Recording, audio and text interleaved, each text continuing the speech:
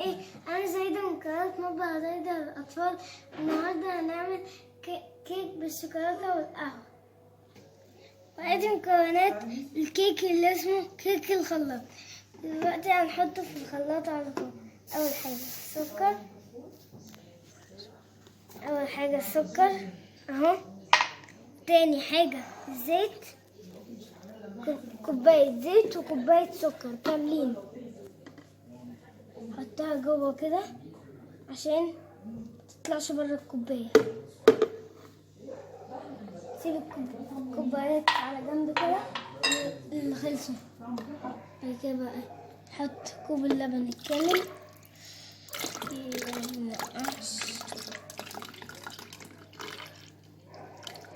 بعد كده ايه، حط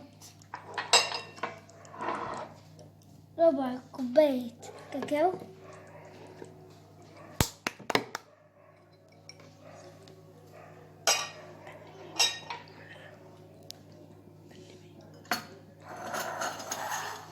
حط القهوة بعد كده نقلبه.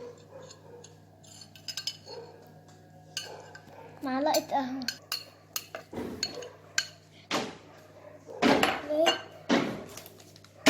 كيس صغير من الفانيليا.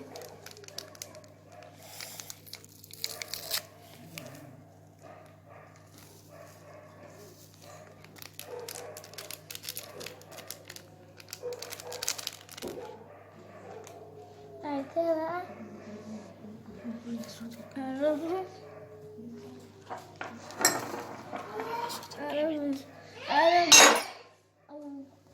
قربهم المكونات التانية.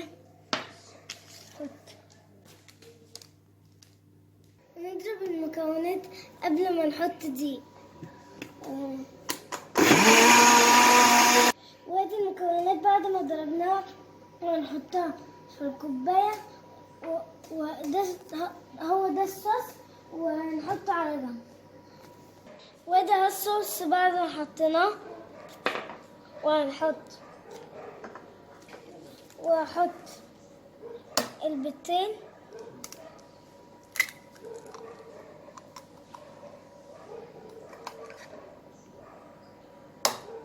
بحطهم.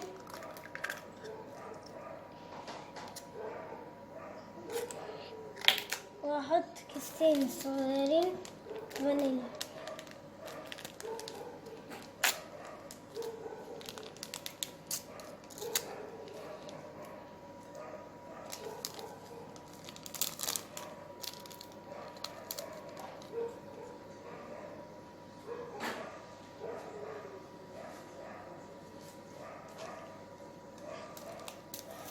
حط التانية. ويا رب تعملوا لايك واشتراك في القناة وفعلوا الجرس عشان يوصلكوا فيديوهاتي وكل فيديوهاتي اللي انتوا عايزينها. نحط مع باقي المكونات. وده اهو حطيت المكونات اللي احنا عملناها وهضربهم كويس. وبعد كده هنحط كوبايتين الدقيق بعد ما خلطنا المكونات كلها مع بعض اهو.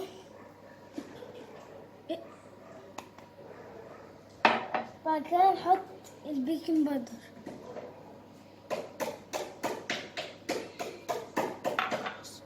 بعد كده هنضربه.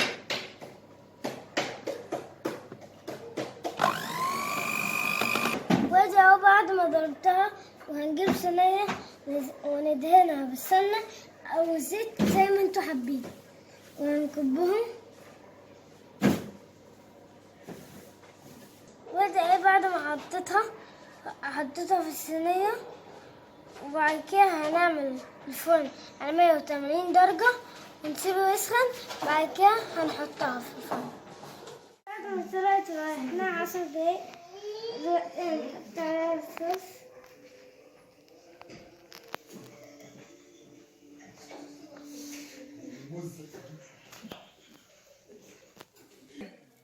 دلوقتي هنعملها يا رب تعملوا لايك، اشتراك، وفعلوا الجرس. باي باي. باي.